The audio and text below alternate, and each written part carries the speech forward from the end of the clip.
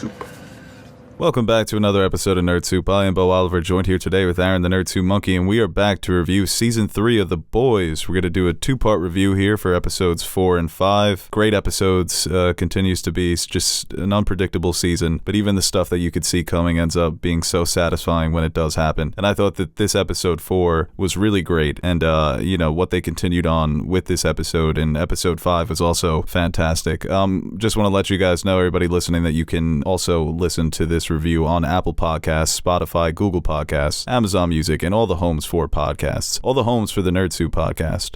Check it out at nerdsouppodcast.buzzsprout.com. And of course, for those listening on YouTube, hello. Welcome. I'm excited to get into these two episodes. Like I said, I had some predictions that didn't come true, some other things that I think we did see coming.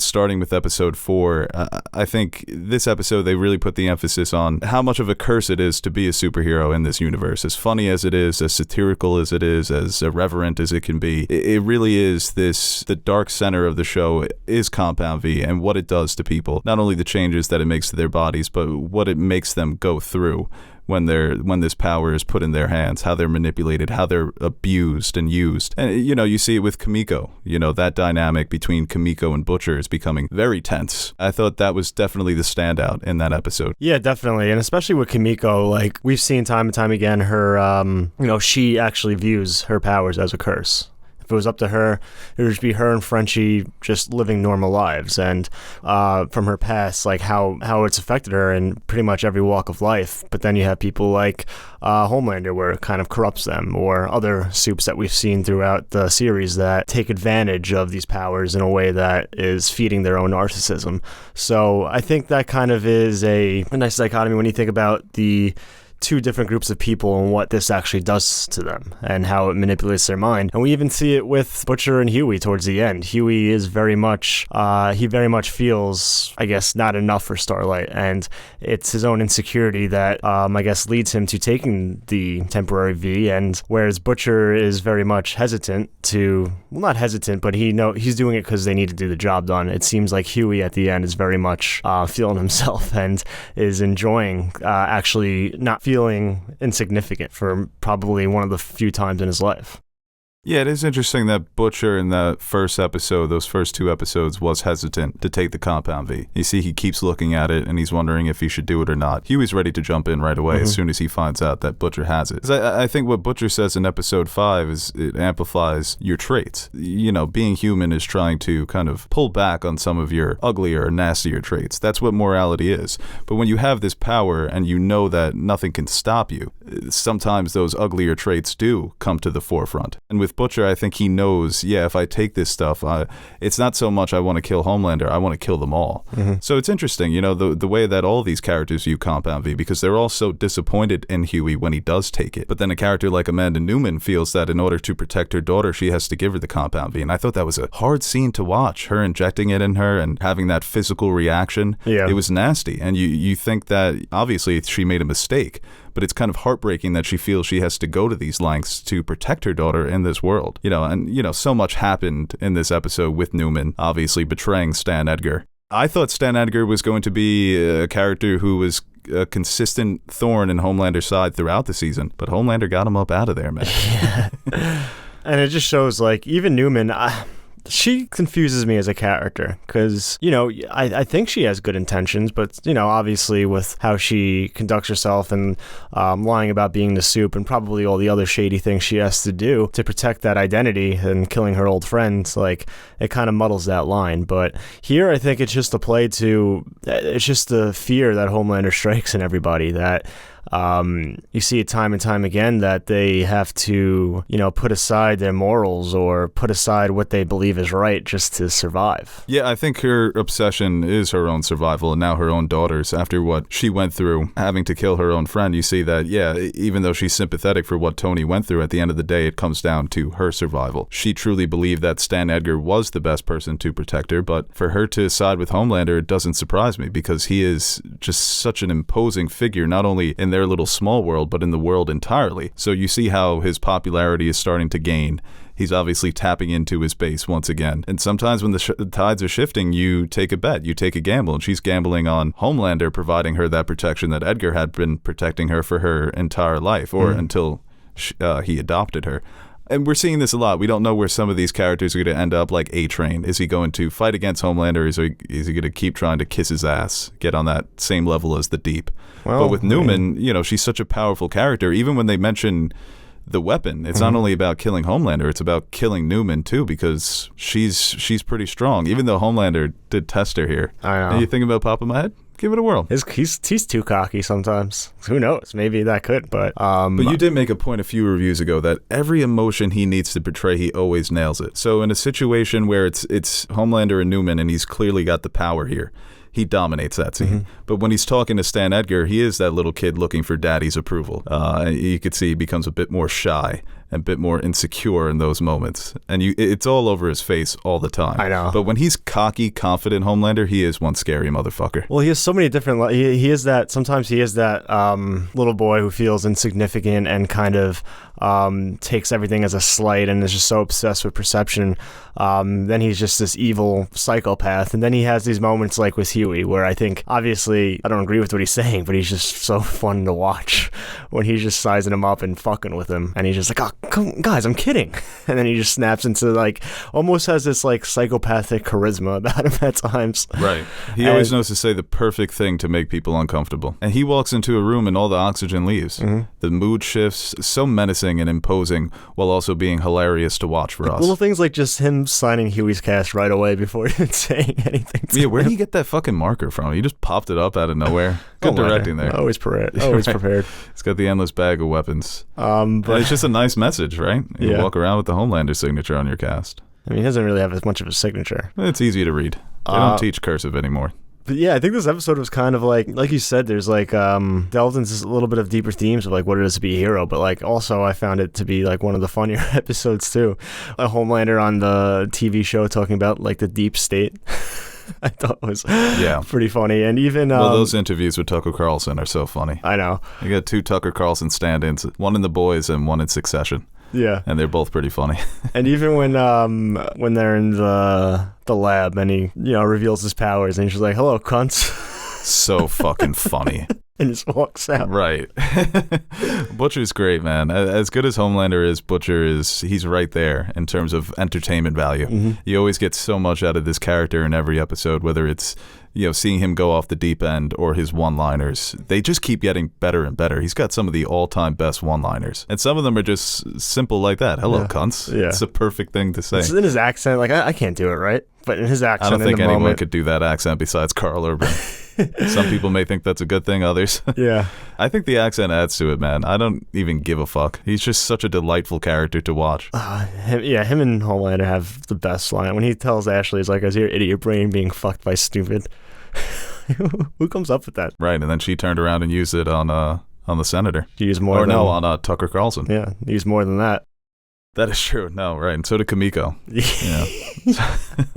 That was quite the That's fight why the scene. show fucking rules, man. Just having a brutal murder, brutally murdering people with Vought sex toys. Well, I get frustrated with the MCU because they always feel the need to never reference. Kill anybody with a Captain America dildo. Me too. That's near the top of my list. Yeah. But above that is the constant references to the wider universe, but it's always stupid things that don't. But The Boys does it, and it's hilarious because it's just, all my sex toys are based on the Seven. So that was hilarious. And, obviously that moment for her, once again, reiterating the point of her feeling like a monster, her feeling cursed because she's forced into doing this job by Butcher. Once again, so intimidating. When he gives you that speech, even as a person with powers, you feel the need to follow him because of that alpha presence that he has. We'll get into that great conversation he also had with Mother's Milk. But for her to be shot in the head and then, it's not only the fear of these women seeing what you just did, but seeing you become resurrected. It just hammers it home once again that she is a weapon, and she feels so numb by everything that she is doing that she just wants to escape.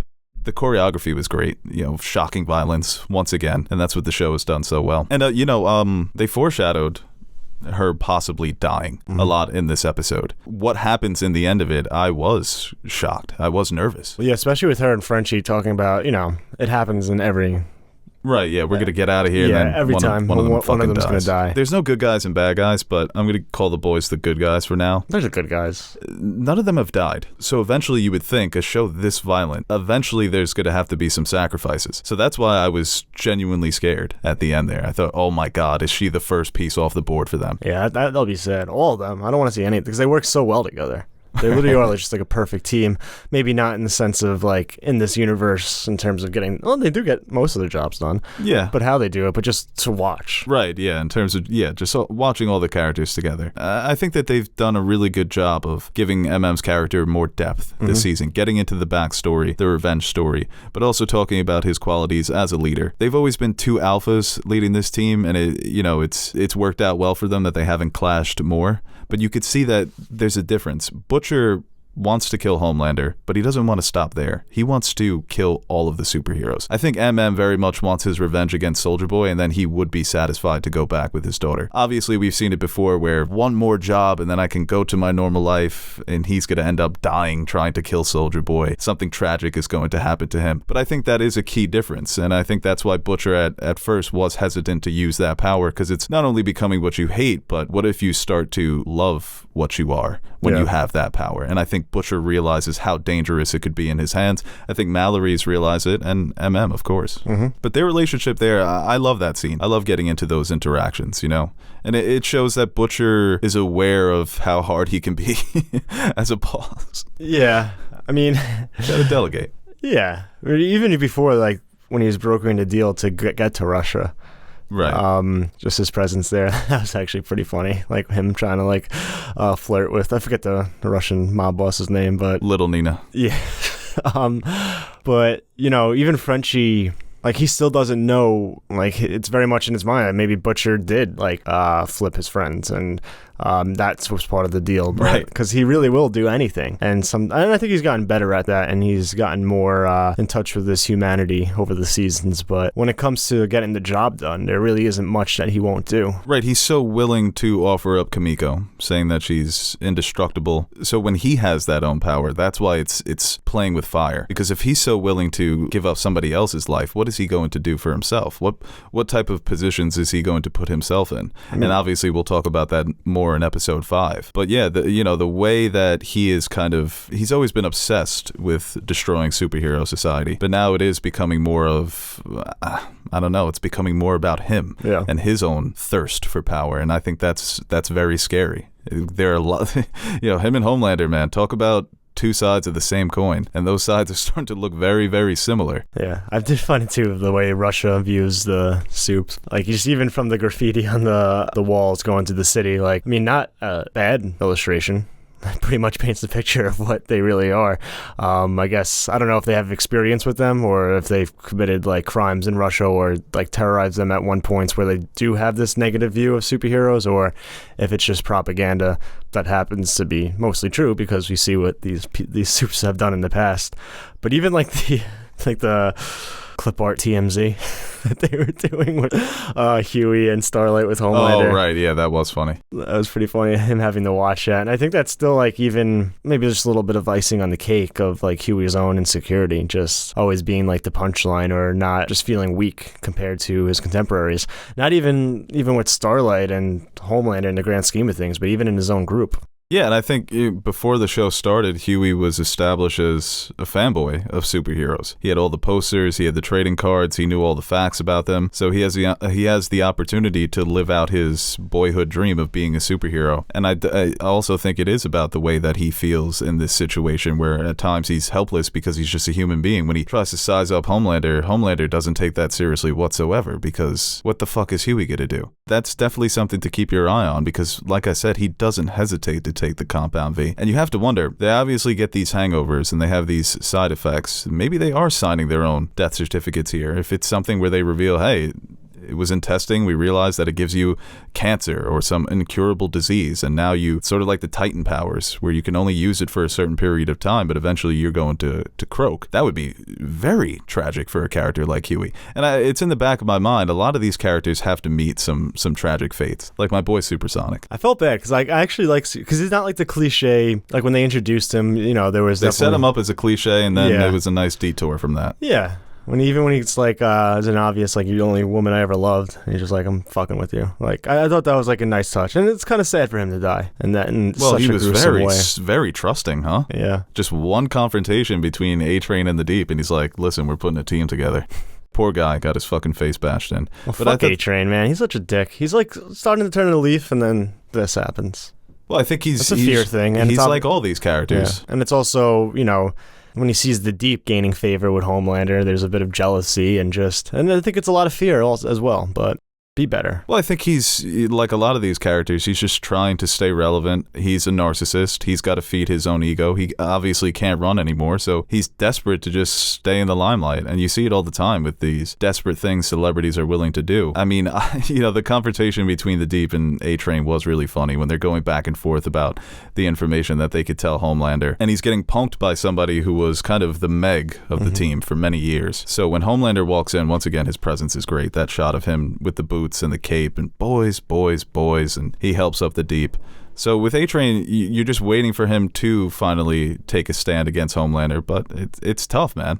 Like you said, there's a fear factor there when it comes to Homelander, but it's also he's top dog. So if you want to stay relevant, if you want to stay powerful, you need Homelander's approval, and that's what Deep has right now. And A-Train's the only thing he's got is his brother, and right now that's still not enough for him, which is sad. I think that's sad for the A-Train character because he does have loving family out there, and he's still so obsessed with being a superhero. It's kind of once again, it's the curse, no matter what it is, you know? I mean, yeah, even with Maeve, we see her in training and just like almost obsessive now with just doing anything she can to take down Homelander. But, she's going through her own problems too. Not drinking, good for her. That sounds... Is that a problem? What? You're like, she's got her own problems. She's not drinking anymore. Must be miserable. Solved one problem, but, they say, solve one problem, 5 more come up. Yeah. They say that, right? Better off in hell. Yep. But, she's the one, obviously, she gave Billy, and she's been informing Billy and gave him the temporary V and all that, so she's just waiting for a shot. And I always thought, like, maybe there's never been the right opportunity, but if you put Maeve, Starlight, A-Train, a few more of these guys on a team and go up against Homelander, you think he's really... Probably, but I think there might be, Yeah, this could be like Omni-Man. Yeah. Yeah. I'm waiting for that. I think they are definitely building towards that. Maybe A-Train gets his last stand because the speedster is the one that they always point at that can defeat Superman, right? Because when you have that speed, if you're a little bit faster than Superman, that there's a way to get him. Obviously, he's not at the top of his game right now, but I really hope they do give us that moment of Homelander going Omni-Man. Let's see how powerful he actually is, which is, in my own brain, what's wrong with me, right? Because Maeve even says it in one of these episodes, he could kill 1 million if he gets ticked off. Yeah. So, but the idea of her training for 4 fucking months and saying, yeah, I'll get a couple licks in. I can buy some time. They haven't really focused on power scaling in the show. They're just like, oh, Homelander's the best. But I like the idea that she's trying to increase her power to a point where she can get a few shots on him. That's terrifying. I've wanted more from her character, but every time you do see her on screen, I like her attitude. I like that she's a dick to people and that she's so standoffish. And she kind of, a lot of times that type of personality is reserved for the dudes and everybody kind of loves them for acting that way. And I like that it gets to be a character like Maeve. So we'll see what they've got for her. By the time season 2 ended, Maeve ended up being one of my favorite characters of the season because of what she did to Stormfront, So hopefully we get another great Maeve moment this season. Yeah, I think we're gearing up for that. But even when you talk about just power scaling and if anyone can even stand up to Homelander, I mean, Soldier Boy looked pretty impressive. Yeah, well, we get the reveal that Soldier Boy is still alive, and that's something that we'll talk about in episode 5. But, the lead up to that, too, with the hamster was great. Fucking Superman hamster. And that's what, I guess on the last review, maybe they're trying to use his power to create clones or create other superheroes. But we got some more information about that in episode 5, so we'll talk about it. But yeah, Soldier Boy being in the present day, I don't think that was so much of a surprise. I think a lot of people predicted that we would get the modern day Soldier Boy. And similar to the Winter Soldier, he hasn't aged. I think Jensen Ackles was a great casting for that character as well, right? Who's going to be the douchebag Homelander from the 80s? That's the guy that you get. And even in the beginning of the episode, when he's doing the blonde rap. Yes. So I don't even think was upset about his family. I think he was just upset that this white guy was rapping. It's like, you motherfuckers, man. Well, you should be mad at Blondie. It's layers. I'm sure he's mad at Blondie too. In this moment, though, it's just Soldier Boy. Yeah. But yeah, and he was able to, I guess, they gave him new powers, it looked like. He's able to kind of self-destruct, but without affecting himself. And Kimiko, we see, like we talked about, is not able to heal after she gets like some rebar stuck through her stomach. Right. Yeah, no, he looks pretty formidable, pretty powerful. And we also have the moment where Huey saves MM. So we were wondering, would they get different powers if they do take the temp V? I like that too. It's a kind of a My Hero thing. The power fits the personality. So what would Butcher be? Oh, he's just Superman. And what would Huey be? Oh, he can teleport. You know, it's this little sneaky. It's not a power. You know, it's not like a strength ability, but it's definitely strong, and I think it fits him because he's more of a thinker. You know, obviously, but you know, obviously he can't teleport with the clothes, so he's naked. It's always funny when a man's dick is out, huh? Not for the man. No. Well, that actually depends. When they're driving in the van, definitely seems like more and more just tension within the boys. Not Huey. Huey's having the time of his life. I know. He's just enjoying feeling it. himself. Yeah, which is unsettling. But the boys, that's always the boys, right? MM's like, there's no team to hold together. That's every season. Something happens where they get all pissed at each other, and then everyone's mad at Butcher. But let's see how long they can hold this thing together. Also, we should talk about the scene between Stan Edgar and Homelander. Yeah. Like I said, Stan Edgar continues to dominate every scene he's in, and I think some of the lines that he dropped on Homelander's head were like, nuclear missiles, no superpowers, a mortal man, but nobody makes him curl up. Nobody makes Homelander curl up quite like Stan Edgar. Yeah, and it's interesting to see what's going to happen next, if Edgar is just taken off the board, or does he kind of, you know, work his way back and try to get revenge or something like that, because he's such a good character. I just don't want it to be like, okay, he's not CEO anymore. He's being charged with these crimes and the character's really gone. What they're setting up with Soldier Boy, I definitely think he comes back. I mean, the fact that he's not dead means he's going to come back, without a doubt. The amount of information that he has, and you imagine he hates Homelander as much as the boys do. Yeah, that's true. That's kind of the guy you would want on your side, right? It's almost an upgrade from Mallory or the Legend. Calling him bad product was he knows how to say it. So like Homelander knows how to say fucked up things to make people uncomfortable. He just knows the right things to say to Homelander. Yeah, he just dehumanizes him. Right, but the first one didn't really get him when he talked about the insecurity, about his, you know, your soul is just made up of insecurity. And Homelander was like, oh, is that supposed to be mean? But calling him bad product, like you said, dehumanizes him. When he walked out, I thought, man, is Homelander going to finally fucking kill this guy? And no. I think there's just something about characters like Butcher and Edgar, when they don't fear him, that fucks with Homelander, man. He'll kill Supersonic. But he won't kill Supersonic without hesitating, right? I wonder if that boy put up a fight. I don't think so. No. It wasn't a scratch on I honestly Homelander. don't even know what his powers are. Well, whatever it was. Wasn't good really enough. Fast? No, it wasn't good enough. Poor Starlight. That was disturbing. I think even her reaction was like, holy fuck. Well, she starts a team and then half the team dies.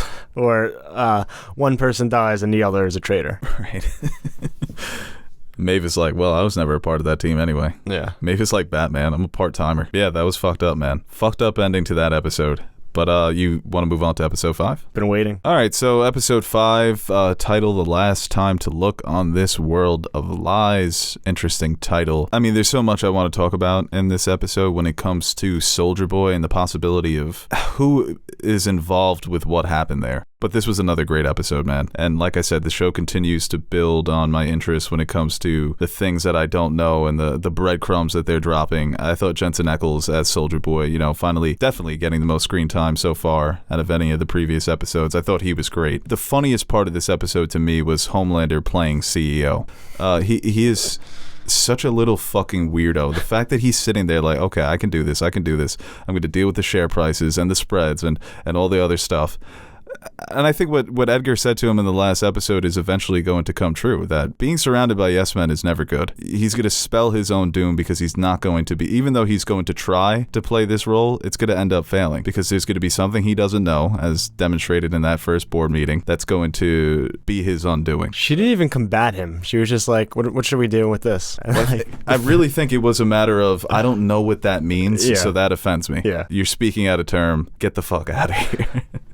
You know, he's just such a child. He's got that Kylo Ren thing going on, but it's just even worse. But a lot of good things to talk about in this episode. I don't know. What do you think about this one? I don't think I've had the itch more to like watch the rest of the season than I did after this episode because of where it left off. Like, obviously, I've always wanted to, but just to keep it weekly, I've kind of like... You like bragging about that, huh? What? You like throwing in the fact that we got screeners. Oh, no, yeah. Are you doing that for Teddy? Pretty much. At least Okay. not listening anyway. No, I'm that's just true. saying, like, it's been easier, like, to do the week to week. After this one, like, I really just wanted to finish the season because I was just so invested in what's going to happen next, especially with Soulja Boy and how that's You all parked going your to work out. Tesla in the driveway, right? I told you could park in the driveway. I know, it dropped me off, and then I sent it to do my errands, and it's going to come back and scoop me. Oh my God, that's a new feature, huh? Yeah. Maybe Musk isn't half bad. No, it only cost me all my information. There's no way your information was worth a Tesla. No. Okay. Where that ended off with Soulja Boy and kind of like we talked about with last episode, how Butcher views Kamiko as a weapon and kind of reiterates that with Soulja Boy, like this is our weapon that can defeat Homelander. Because what we've seen of him so far, I think that's actually, I don't know if he's going to be like a even match for him, but if they do if it does lead up to that showdown, I think that's going to be pretty crazy because we really haven't seen too much of like these soups going head to head against each other. Obviously with Stormfront against Maeve, Kamiko, and Starlight last season was one of the bigger ones, but Homelander, who is he really squared up against? It's just been him quick little deafening the Daredevil guy or ripping out, or we didn't even see him rip out, but the aftermath of ripping out Supersonic's face and kind of lasering just civilians. So I thought that was a great scene too. His first introduction to Soulja Boy's attack. The look on his face. It's the first time you're seeing your villain for the season. Mm-hmm. So I think eventually we will see those two characters come to blows. Based on the footage, he looks like he's going to do all right versus Homelander. When MM was watching that test footage of them straight up shooting machine guns into his fucking mouth, yeah, that was brutal. As you know, he's obviously very durable, as they say. He's practically invincible, but he still feels the pain, and he went through that for decades. You know, the state that they found him in he was pretty fucked up. Well, there's similar powers to I forget the guy's name, but they said it was like a terrorist, right? Who the cell who got some V, right? And In he season 1, yeah. Yeah, and he was able to kind of do the same thing Mm-hmm. or something similar. So I wonder if that's kind of it all connects back to the experiments they were doing with Soulja Boy. That definitely may be related. And, you know, obviously the biggest takeaway is that after Kamiko recovers in the hospital, her powers are gone. Mm-hmm. So that's truly the weapon, right? Is this guy blasts you and your powers are gone. Yeah, or he absorbs it or something. Right, when Homelander and Maeve have that sit down, well, they obviously did more than sit down, and he starts talking about, we need to take out all of you. We need to just get rid of all superheroes.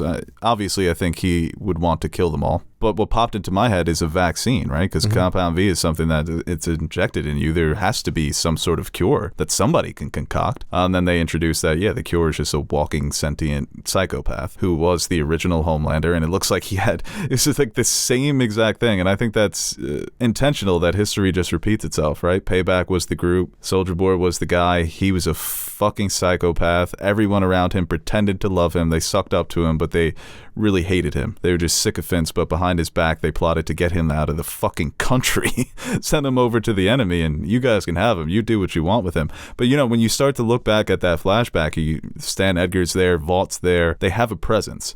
And, you know, Stan Edgar doesn't just do things on a whim. So the idea that he was behind this as well, that's why I think he's going to come back. Because I think eventually it's going to end with him. He's going to be the final piece in the puzzle of why they actually betrayed Soulja Boy. Yeah. And, you know, the obvious answer is they wanted to bring in the new team, probably the 7. I don't know when the 7, I think they were around back then, even when Payback was big. Or maybe they hadn't formed yet, but there were ideas that bringing Black Noir over to this new team. Yeah. But yeah, we're going to have to see how that plays out. But the new information we got was great. But even Soulja Boy, like, obviously he's not billed as a hero here, but like in that like moment in a vacuum where when he's asks like how much money did it cost and she's like nothing, that's brutal, man. It's like, oh, you sold me out for nothing? That's how much you hate me?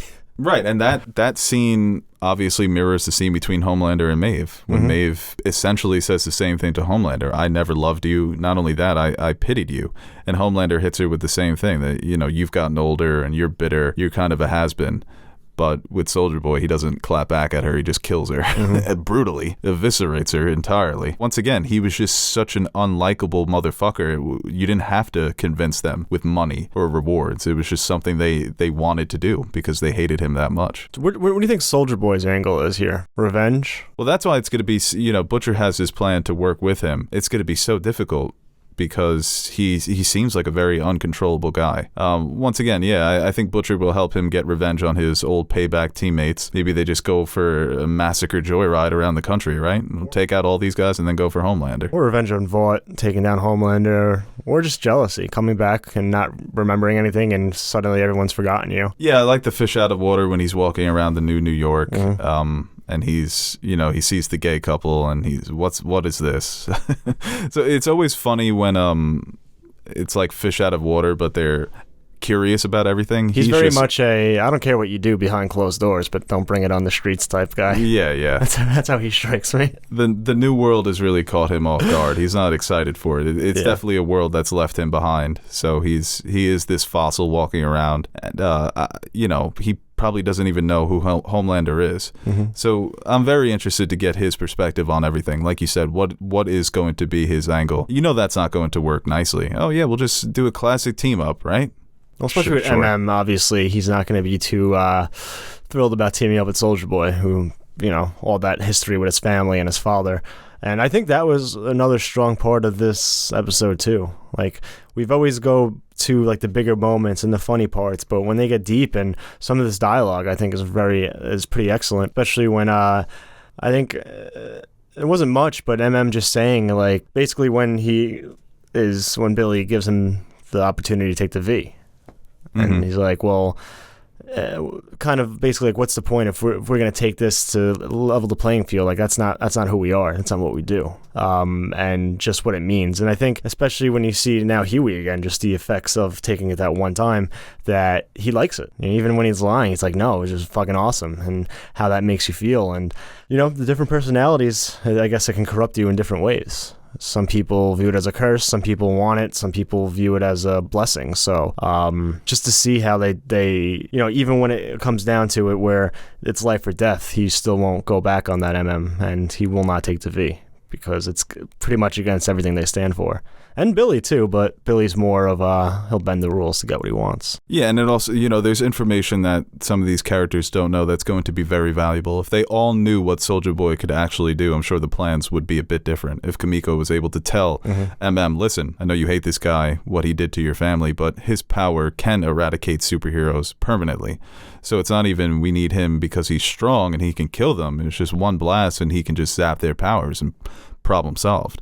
So I don't think it will necessarily be from him going around the world and doing to every superhero individually. I think maybe the vaccine comes from him, his blood, his DNA, whatever it is, in order to, counteract the effects of Compound V. Hopefully they get a chance to do that. But yeah, MM, he was drugged. He obviously gets his chance to see Soulja Boy that would work, for the first time. Say that again? People wouldn't willingly take a vaccine to not get sick. You think they're going to take it to take away their powers? No, definitely not. That's the thing. You have to strap these heroes down to a fucking bed, right? Yeah. Unless, I don't know, if you can find a way to outlaw Compound V. I don't know, man. Who knows what the hell they're going to do? It's all I know is that it's going to be a messy getting to that point, even if they do get to that point, because Soulja Boy, it looks like at this point he's just got revenge on his mind. So he's going to be a hard character to control. And I thought there was a lot of emotion in that goodbye between Starlight and Huey. Huey's becoming more like Butcher, obvious by his decision to go with Butcher instead of staying with Starlight. You think in the past he would trust Starlight more than he has Butcher. He's always been, like we've said, the canary, and now he's just the one who agrees with him. He even tells him in this episode, like, don't worry, you got me. And Butcher looks at him like, oh fuck. Yeah. This is definitely a case of it all getting to Huey's head or trying to prove himself. Even though Starlight says there's nothing to prove, I just want you. And but yeah, I guess seasons of this is just eating at him, and he finally wants to feel like he's important. He even says why he takes his rationale for taking the temporary V is, I'm not going to be able to help unless I do this. And we've seen him help out in the past in his own Huey way, but to say that he's been on the sidelines doing nothing, that's just his own skewed self-image issues. Right, yeah, and I think his lack of powers when it comes to superpowers definitely it brings a sense of urgency that we need to get this done by any means necessary. And, obviously Starlight I think she also wants to kill Homelander by any means necessary, but she probably just doesn't want Huey to regret a decision like this, where you take the powers and things don't work out, then what happens? So you're still stuck with the after effects of these powers, and you're still in the same place. So now what? Or maybe it ends even more tragically for Huey. Yeah. That would be sad, right? I feel bad for MM. Every time he comes back, Butcher gives him another reason to fucking hate him.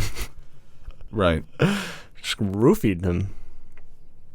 Yeah, I wonder how that's going to work out. I mean, if he can convince him that dealing with Soldier Boy is the right way to go, but I don't see MM going with us at all. This is like the third time he's left the boys and come back, and Billy's did something to fuck him over. And even look at where Frenchie and Kimiko are. They're just completely out of the loop because obviously she's in the hospital recovering, but I think there's still animosity there between Frenchie and Butcher. What did you think about the musical number?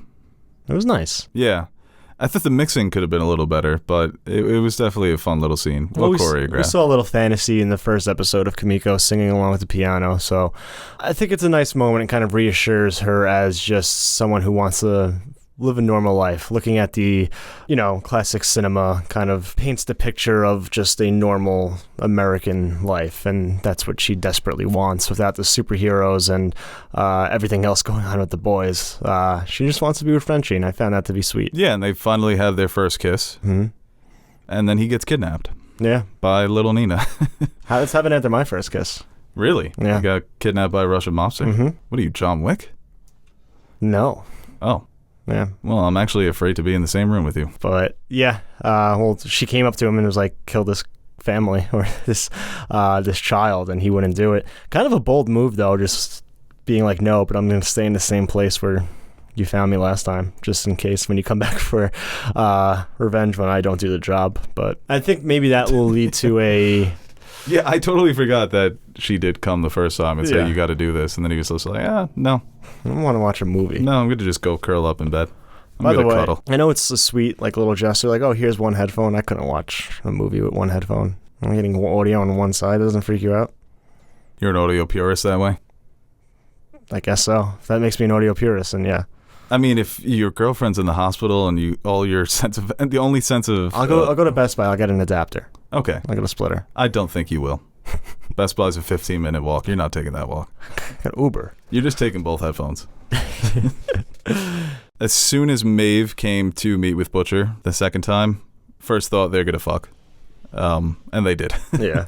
They don't have two meetings between Maeve and Butcher like that. And for them to have an extended meeting with them sharing a drink, that's going to end with them fucking. I guess in the moment it's cool, but man, that's just some sad intimacy between those two people. In terms of characters who are so out of touch with their humanity and cold, them coming together is just a fucking avalanche of coldness. Yeah. But I guess you gotta, it's like what Homelander said, we were lonely together, and I know, that moment, they're lonely together. You put it kind of perfectly. It's just the loneliness, and Billy is just like them, but on the other side, and he has nobody besides Huey. And even, he basically makes a genocidal threat. It's not just can't stop at Homelander. We need to take all of you out. And Maeve kind of just has no reaction to it. So in a way, she may be on board with that. But I think it does speak to more, it speaks more to Mallory's point that he's not going to stop with Homelander. Yeah. She's like, eradicate this pussy. Is that what she said? Yeah. Okay, I didn't have subtitles on. Pretty much. Right. I was actually only listening with one headphone. Yeah, that was me and my girlfriend were cuddled up. But yeah, it was kind of hot, Well, Butcher also being so nonchalant about Soldier Boy being on the loose. Yeah, that's the Ivan's problem now. The first thing he does is go to Manhattan. First plane to New York. 19 people. Yeah, and kills 19 people because he just has that PTSD from the Russian music. He's all over the place sometimes, Butcher, and I think that fits his character, going from talking about eradicating soups, but then, when you really think about it, Kimiko, Starlight, and now Maeve, obviously not everybody is like Homelander. We can eradicate you, but I'll still have sex with you. And I'll still, care about my foster child. Dude. What was Gunpowder doing? I mean, maybe, depending on where you stand, that was a good thing to take out Gunpowder, but he was just living his life normally. It's not like he was committing terrible acts of supervillainy. And Tried Butcher to kill him first. Yeah, he tried to kill him first because he was, Butcher was stalking him. He knew what Butcher was there for. Yeah. No, but even he gives him all the information. He could have just sent him on his way. And I know what you are. So yeah, it's definitely complex. And I think as Butcher, as he continues to take that V, maybe eventually, if he has an opportunity to take out some of these people that he once considered allies, he would take them out. If push comes to shove, maybe he does kill Starlight, or maybe he does try and kill Maeve. Yeah, that's him becoming a villain. Because like you said, it's not so simple. If you have the V in you, you're automatically going to be a bad person. You may have issues because of it, but that doesn't mean that you should be killed, right? I don't. He's always kind of been an extremist, but now it's becoming very dangerous. He's getting to dangerous territory. I think the more he fucks with this Compound V and the closer he gets to the goal of trying to take out Homelander. Like Mallory said, it's not going to stop there for this character, and I wouldn't be surprised if he does do something where it's just irredeemable, where there's no coming back for it because he thinks it's the right thing. I mean, he always teeters the line, but... And I think he's the first chance he gets to jump over it, I think he's going to do it, because the less he's with Ryan, the more inhumane he becomes. And I wanted to make a point. Stan Edgar is willing to use his kid as a weapon. Butcher wasn't. But then in this episode, Maeve is like, "What about Homelander's kid?" Butcher's like, "He's a few years away from being able to take him on." So once he's ready, Butcher's going to put him on the front line. Yeah. Maybe not, but I thought that was just a little funny thing for me. But yeah, the relationship between Butcher and Maeve just makes the show even a bit more complex, and I always appreciate that. You got a new thread there. Butcher and Maeve have done it. What the hell does that do for their next interaction? It might be a little awkward, but what did you think about the stuff with A-Train and Blue Hawk in this episode? It's just back to what we talked about, how A-Train kind of was like talking the talk, but when push came to shove, he sided with Homelander. And in this episode, I think he's kind of getting a dose of reality that he hasn't really seen. Obviously, he heard things and maybe saw pictures and what his brother told him, but witnessing it firsthand and basically kind of being the cause of it might do more to change him than anything else we've seen. Right, because it's so similar to these other characters who were fighting against Vought. They've lost somebody to a superhero, so they have that personal connection that they want to get vengeance. They want to avenge the memory of this person that they've lost, or this person that's been injured. So now he has that. He is so clueless on how to do the right thing. It's just trying to take the easy way out. Obviously, he gets ambushed by Ashley with that sit down, which was a funny scene. Yeah. And Blue Hawk, as horrible as he was, they're obviously writing him to be a bit of a mouthpiece for some of these abhorrent talking points you sometimes get. He tries to take the easy way out. Then he in turn ambushes his brother with his press conference. It obviously goes horribly, horribly wrong. He's had some bad things happen to him before, but this may be the sticking point. I think so too, because especially...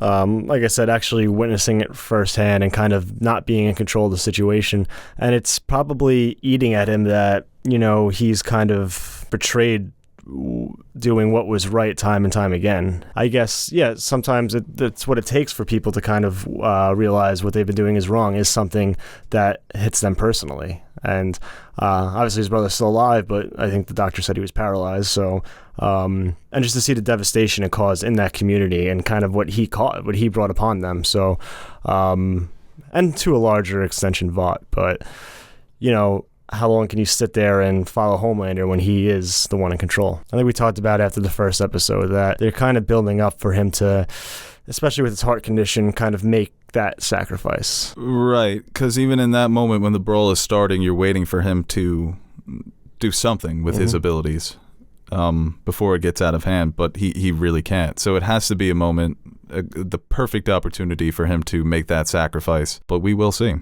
I thought Paul Reiser in this episode was such a great casting as the Legend. He was so funny. It was one of my favorite types of characters. The worldwide West, connected in every corner, producers, CEOs, presidents. It doesn't matter. This is the guy that you go see when you need to connect. I thought he was just hamming it up so perfectly in this scene. But I'm surprised when we kept going to Huey.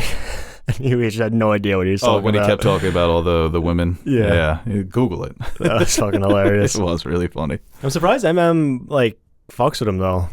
Because he even said, he was part of the cover-up for MM's family with Soldier Boy. What do you mean? He's a delightful person to be around. That's why he fucks with him.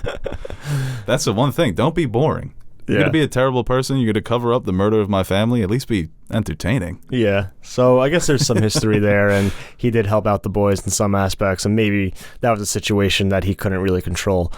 Well, he talks about all the things that he okayed cover-ups for, you know. Maybe there's MM says it. Obviously, with his personality, you don't really see it, but maybe some of that is weighing on his soul, where he is trying to do the right thing, or he has been trying to do the right thing for years. You know, not speaking to the press, not coming out and putting your own self in harm's way, but leaking information time and time again to the boys. Obviously, something happened with Butcher that pissed him off. Well, no, we saw it. The missing leg. And I think, like... Well, Butcher's not a very likable guy, no. For us, he is, but having to work with him, I can seem a little stressful. I also found it funny when he offered him Coke, and he was like, no, I'm full. I'm full of Coke. I'm full of Coke already.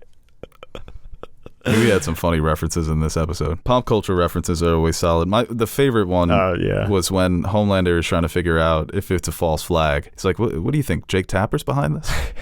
Such a funny fucking person to name drop.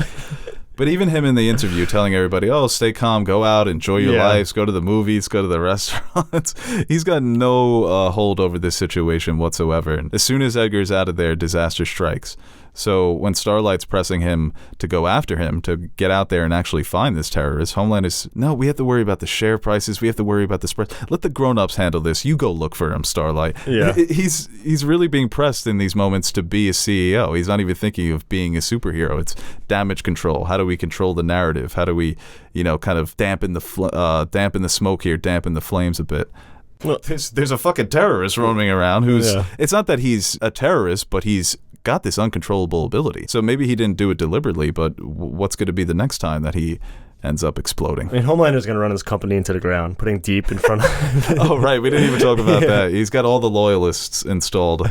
Yeah, in charge of crime analytics, right? Yeah. So funny, dude. He brought the cupcakes. Oh, man. I love how the Legend, too. He's not a big fan of analytics. He goes by his gut when it comes to superhero, not all these numbers and things. It's so funny. He's like, Charles Barkley of superheroes. Yeah, he goes with his gut. But yeah, Homelander has no idea what he's doing. Even him just fucking... he just looks like a fish out of the water when he's trying to lead that board meeting. And I think we didn't even talk about, though, in the last episode when Homelander brought out the taco bowls for Supersonic. Yeah. And he's like... Thanks, I don't speak Spanish, but Deep's like, muy delicioso. Those two together have been such bumbling idiots, The two of them are a fucking pair.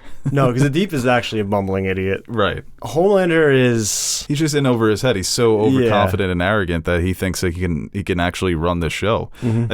I don't think he underestimated Stan, but he didn't really appreciate how good he was, or Stillwell, at managing the shit. As they always say, the trains run on time. With Homelander, the trains... The Deep, he's being pulled by Homelander, by his wife. Homelander has the contingency of I'm better, I'm stronger than you, if anything goes wrong.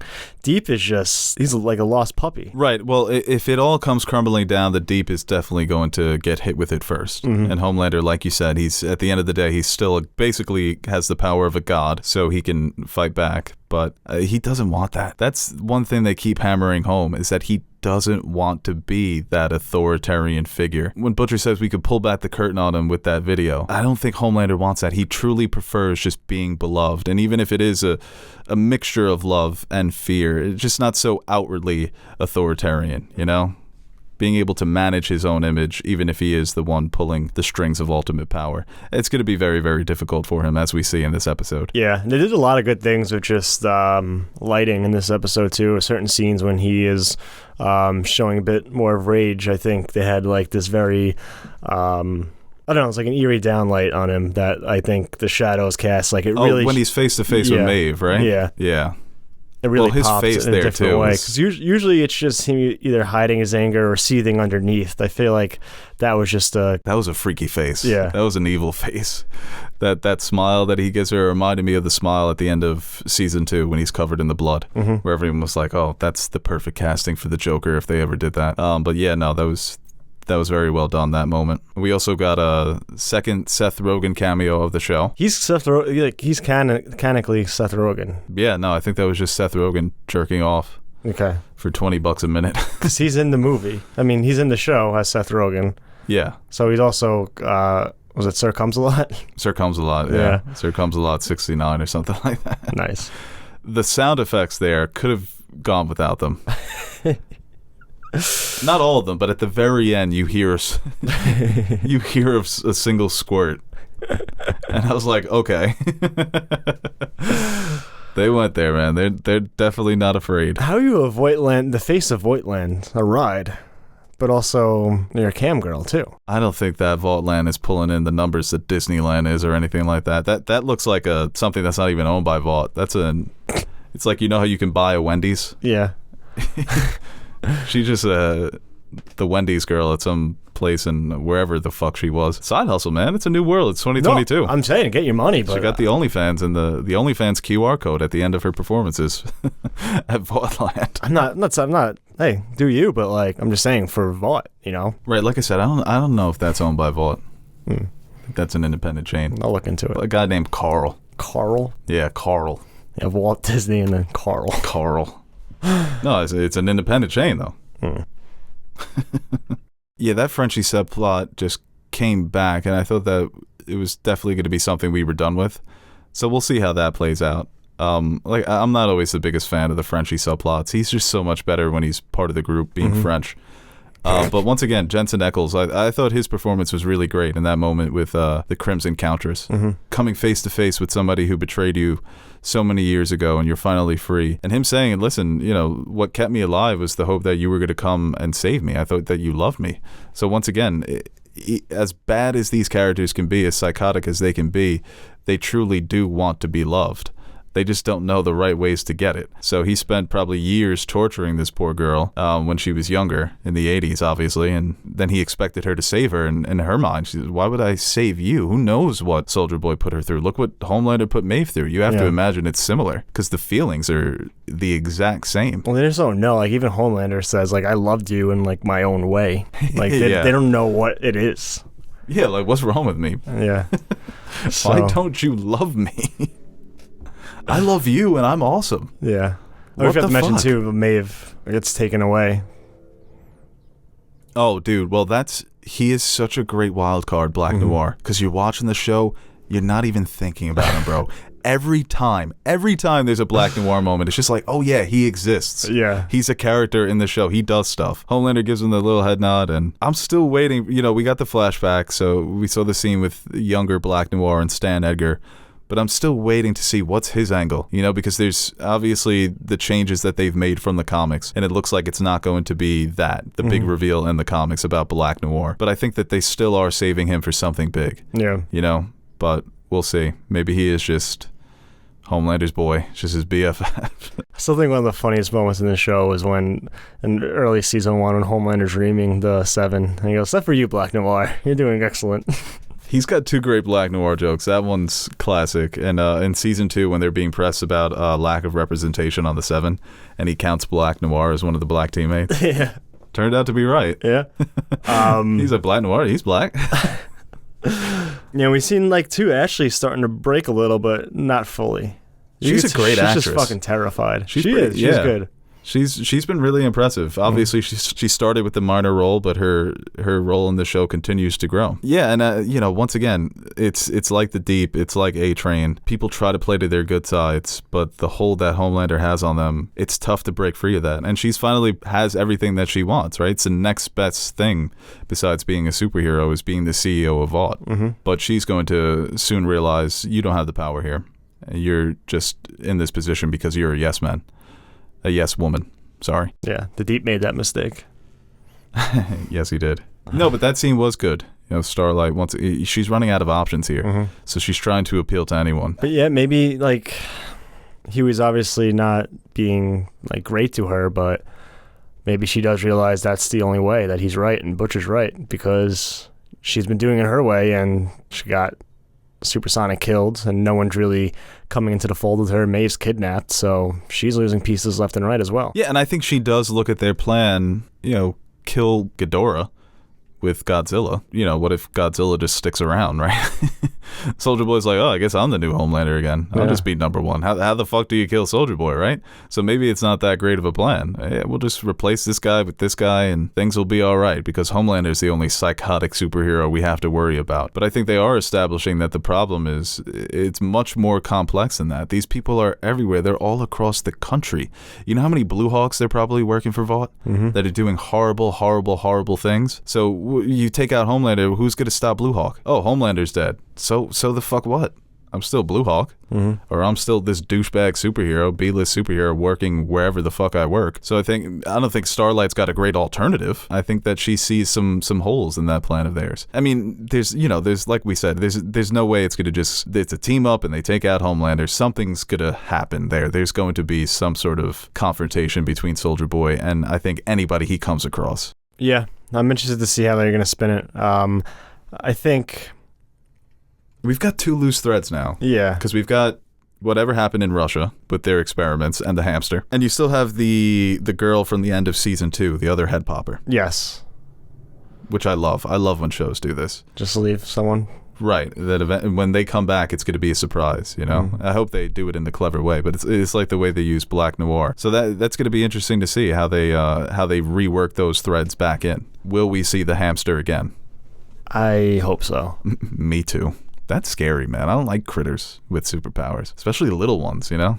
Well, you can't appeal to their humanity because they're hamsters. Coochie, coochie, coo. Yeah, give a nice little belly rub. Oh, if it was a belly dog, now we're talking. Right. All right, that is episode 5 and 4. We will be back next week for episode 6, which should be a very interesting episode. The infamous Hero-gasm is being adapted into live action. It's a very famous arc from the comics, the boys' comics, so I'm sure that's going to have the internet talking, and I'm excited for that. For Aaron, I'm Bo Oliver. Thank you guys for listening to this review. Like, share, subscribe, comment all of your thoughts. I'm sure it's going to be an interesting comment section, some speculation, some arguing. That's what the internet is, right? Speculation and arguing. All right, guys. See ya. Peace. Damn, we were making some good points in that video. Hey guys, Aaron and Nerd Soup Monkey here. Before we end this video, I want to give a quick shout out to our Patreon supporters. What can I say about you guys that I haven't already said about myself? You are the most important part of the channel and the main reason we keep going strong. Like Bo says, you keep the lights on in the fridge so the fridge is full.